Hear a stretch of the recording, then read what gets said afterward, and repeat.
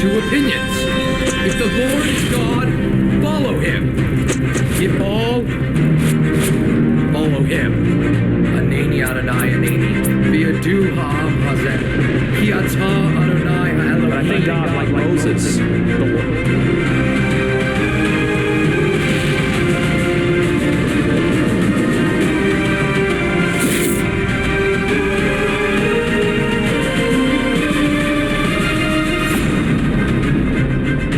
Hello, welcome to this special episode on Angel TV. Angel TV के इस खास सत्र में आप सबको स्वागत करते हैं। नमस्कार। My name is Stephen Powell. I have a ministry called Line of Light Ministries based in the U.S. मेरी एक सेविकाई जो अमेरिका में है, जैसे लाइन ऑफ लाइट कहते हैं, और मेरे नाम स्टीफन पावल है। I'm so happy to be with you here once again for another week of teaching.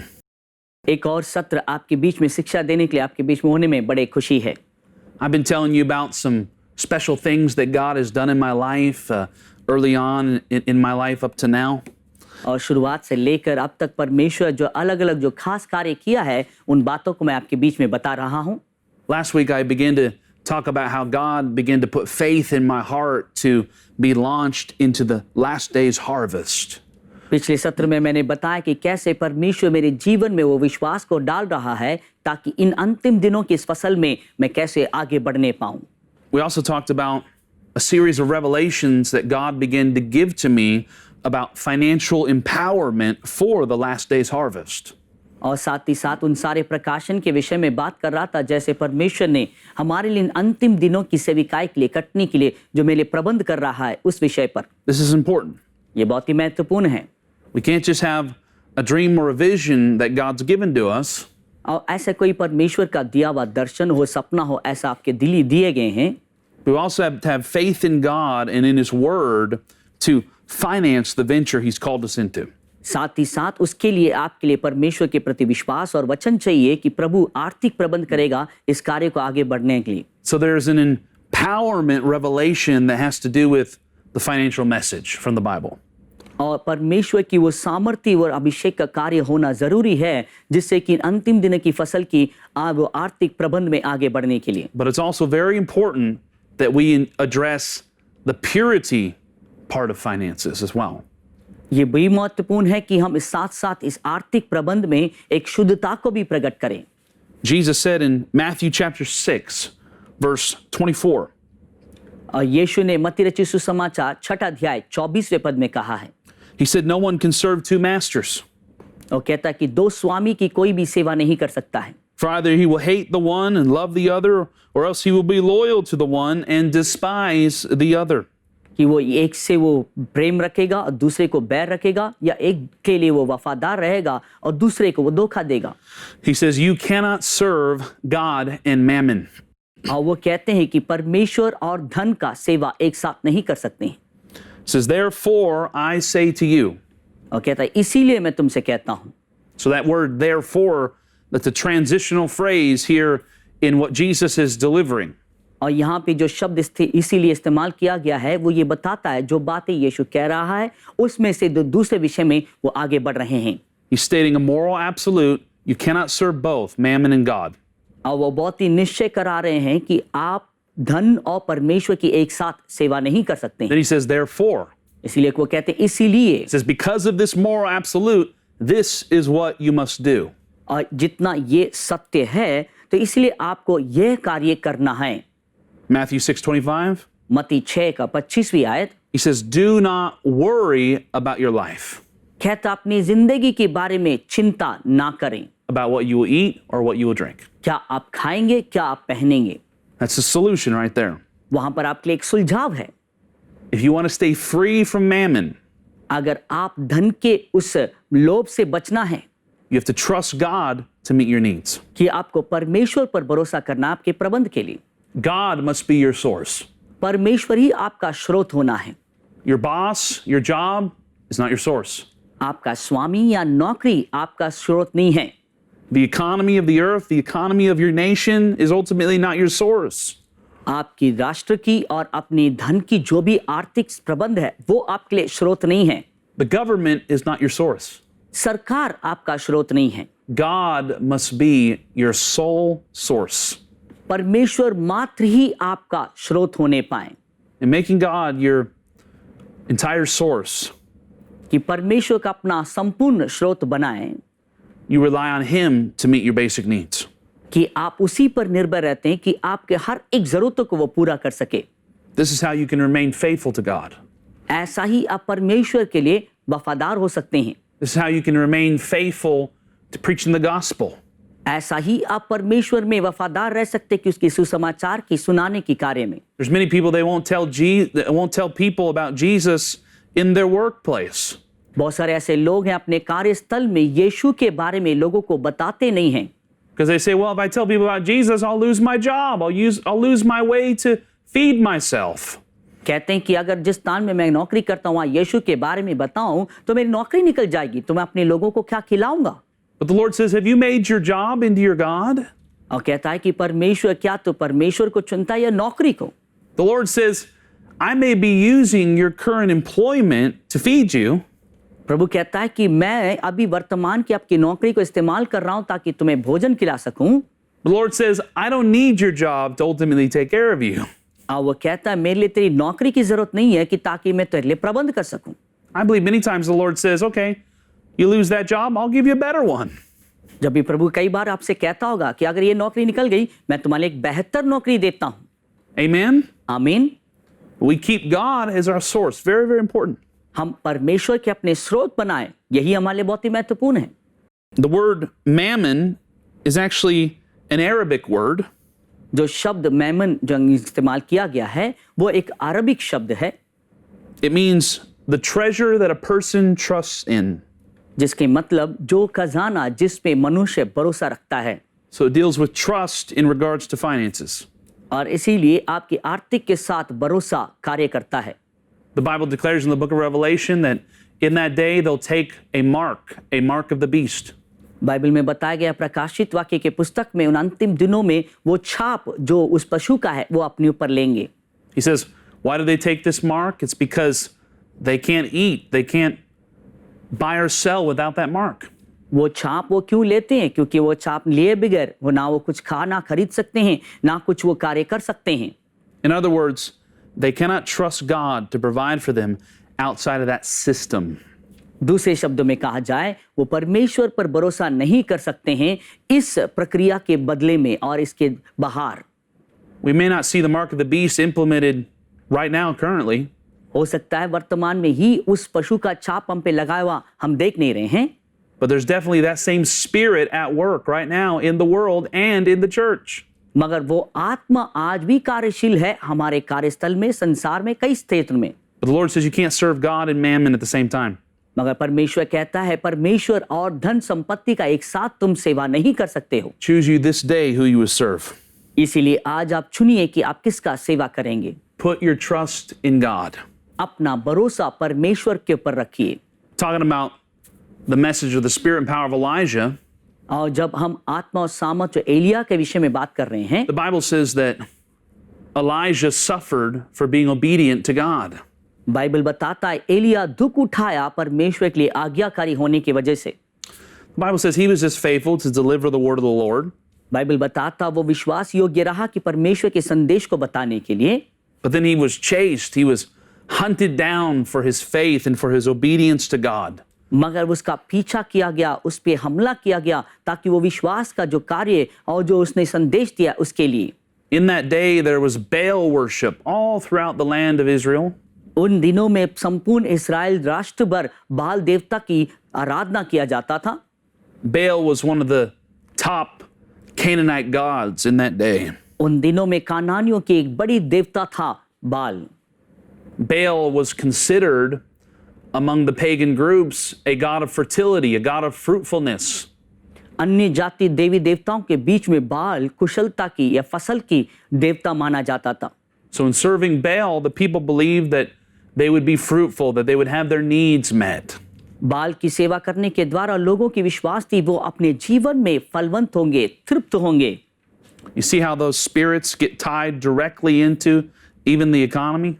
आप देख सकते हैं कि कैसे ये आत्माएं वो आर्थिक बातों के बीच में के साथ जुड़ा हुआ है, बंधा हुआ है।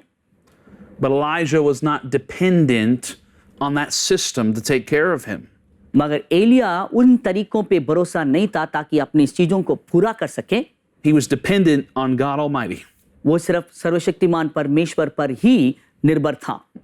And that's why even when he was driven into the wilderness by Jezebel, और इस वजह से वो निर्जल स्थानों में वो जezebel के द्वारा भगाया गया था। God provided for him miraculously. परमेश्वर चमत्कार रीति से उसके लिए प्रबंध किया। God sent ravens to feed him day and night down by the brook. परमेश्वर ने कौवों को भेजा उस नदी के तट के किनारे ताकि हर रोज उसे खिला सके। The Lord sent a widow to care after him. परमेश्वर ने एक विधवा को भेजा ताकि उसका ध्यान रख सके। The widow's jar of oil didn't go dry. और विधवा की तेल की कुप्पी खाली नहीं हुआ। The Lord provided for Elijah supernaturally after he obeyed God. ये एलिया परमेश्वर की आज्ञाकारी होने की वजह से अलौकिक रीति से उसके लिए प्रबंध किया। We serve the same God today. उसी परमेश्वर की सेवा आज हम करते हैं। Test God in this and see if he doesn't provide for you the same way. इसके लिए आप परमेश्वर को परख के देखिए कि क्या परमेश्वर आपके लिए प्रबंध नहीं करेगा करके। Only be obedient to God. मात्र आप परमेश्वर के लिए आज्ञाकारी रहें। Even the story with the widow at Zarephath. और सारिफात के विधवा के कहानी में भी ऐसे एक कार्य है। She was down to her last meal. अपने जीवन की अंतिम भोजन में थी। She's preparing it for her and her son to die. और वो तैयार कर रहे थे कि अपने लिए और अपने बेटे के लिए। And Elijah said, "Give me this last meal." मगर एलिया ने कहा ये अंतिम भोजन मुझे दे। She said, "Sir, this is my last meal. I'm going to die off of this." वो कहने लगे, महोदय ये तो मेरी आखिरी भोजन है, मैं तो इसके बाद मरने वाली हूँ। But God required her to give to him what she had in her hands. मगर परमेश्वर चाह रहा था कि जो भी उसके हाथ में है वो उसके लिए दिया जाए। When she did that, when she made that sacrifice, जब उसने ऐसे किया, ऐसे बलिदान उसने नहीं किया, God made sure the oil never dried up again. परमेश्वर ने निश्चय किया ताकि उनके जीवन की तेल जो कुप्पी में है वो खत्म ना होने पाए। God will do the same thing for you. परमेश्वर यही काम आपके लिए भी करेंगे। Give him your life today. आज अपनी जिंदगी उसके लिए दे दीजिए। Give him your trust. अपना भरोसा उनको दे दीजिए। Do not put your trust in a worldly system.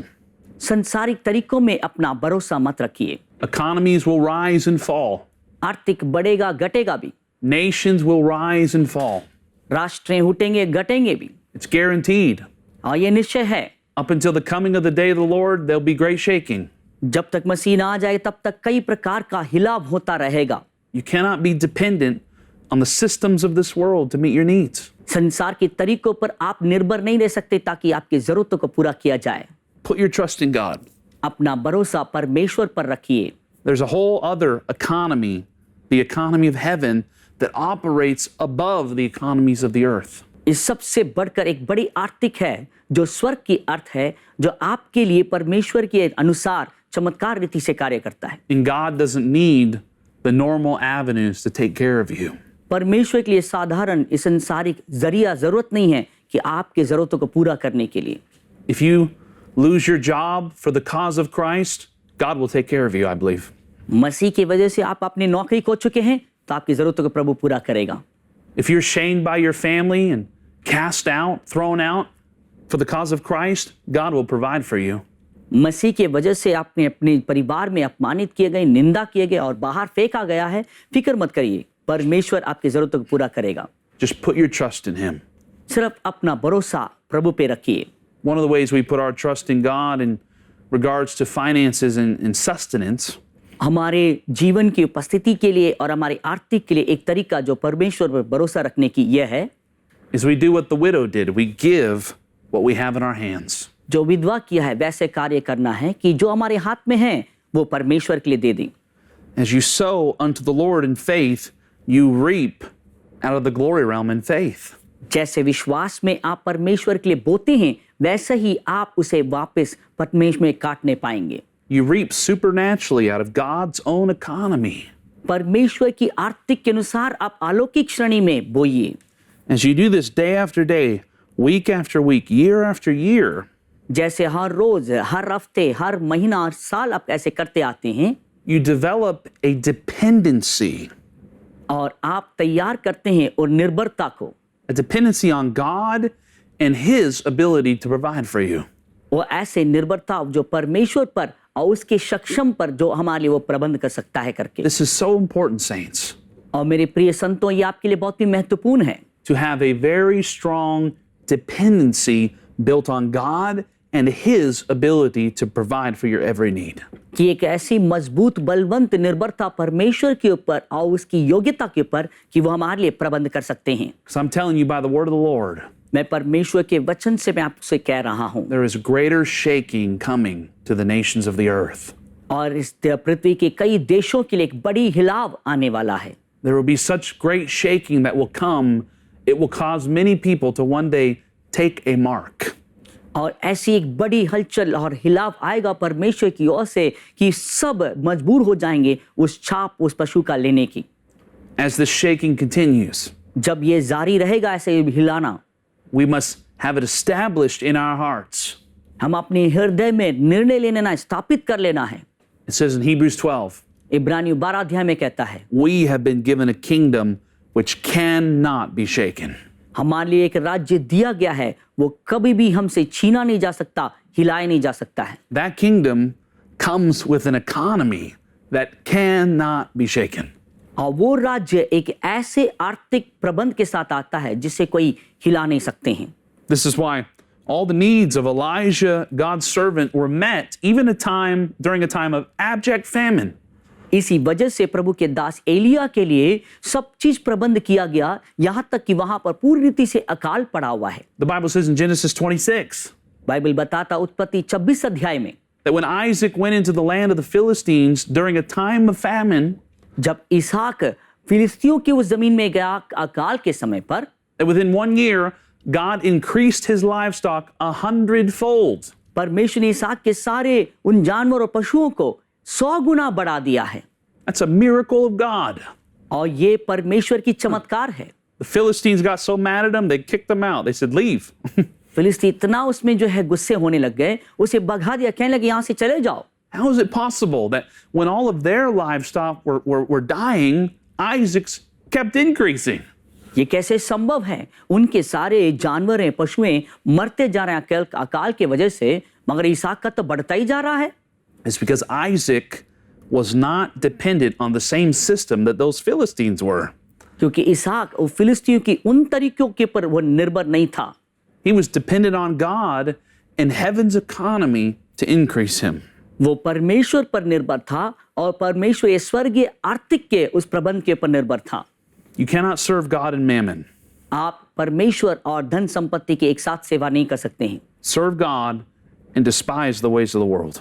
परमेश्वर की सेवा करिए, संसार की तरीकों को त्याग दीजिए। The Bible says in Acts, the 16th chapter, Bible बताता है प्रेरितों का काम 16 अध्याय, that there was a slave girl that was operating in a spirit of divination.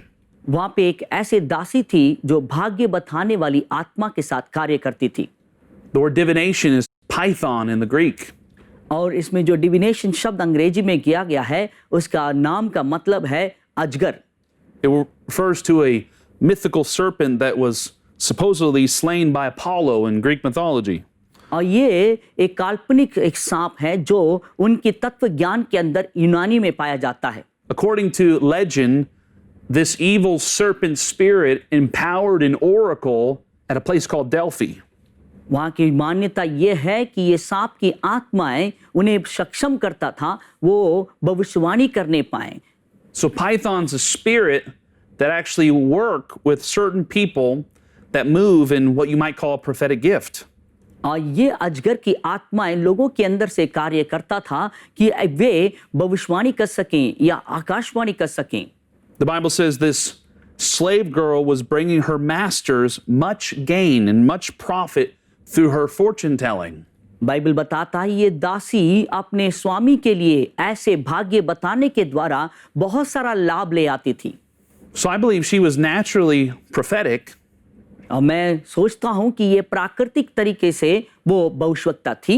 But an evil spirit had come in and she started channeling that evil spirit. मगर वो दुष्ट आत्मा उसके अंदर आ रहा था और उसके द्वारा वो कार्य कर रहा था। And she used her prophetic gift for gain, for profit. वो भविष्यवाणी की वरदान अपने लाभ के लिए इस्तेमाल कर रही थी। The Bible says she brought her masters much gain. Bible बताता वो अपने स्वामी के लिए बड़े लाभ ले आती थी।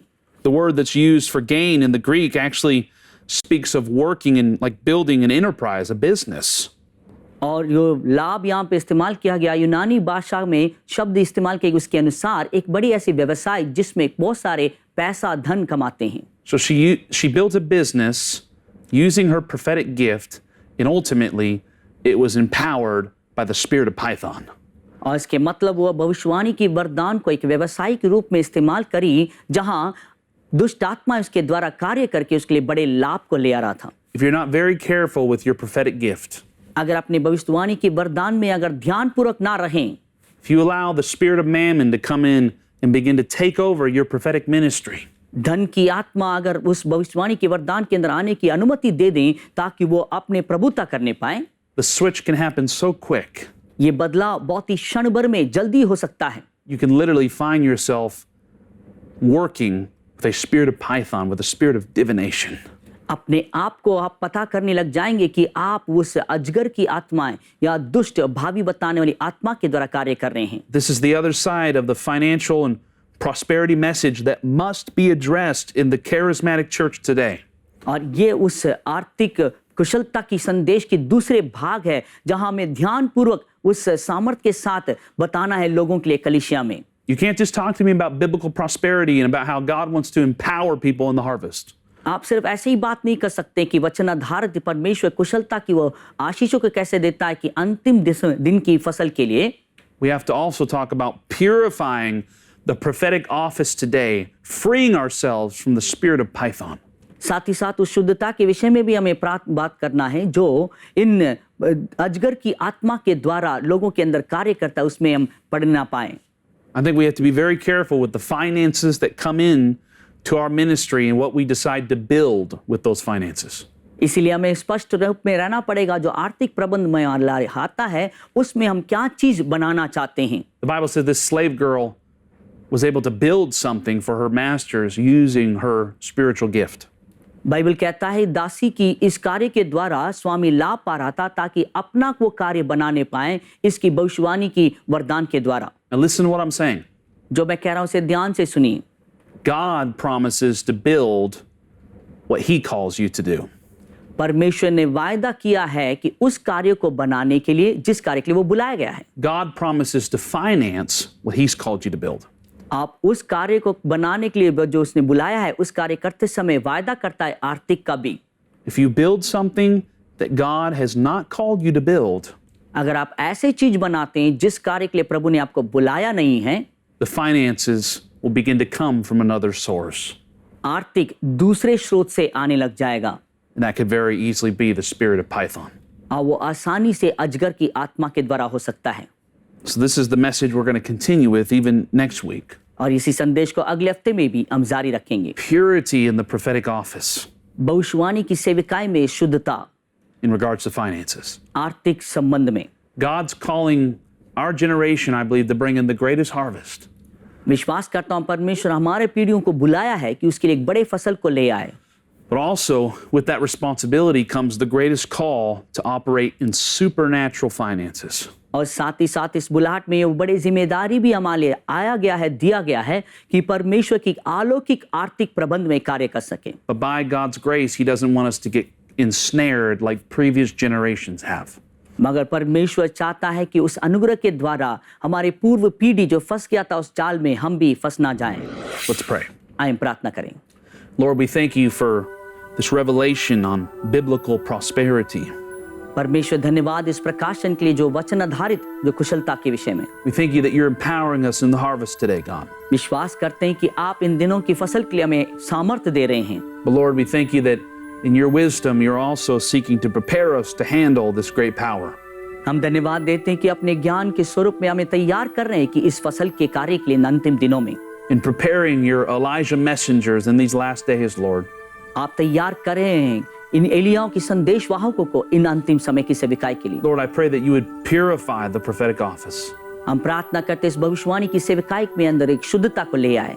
Free us from Python, God. Free us from divination.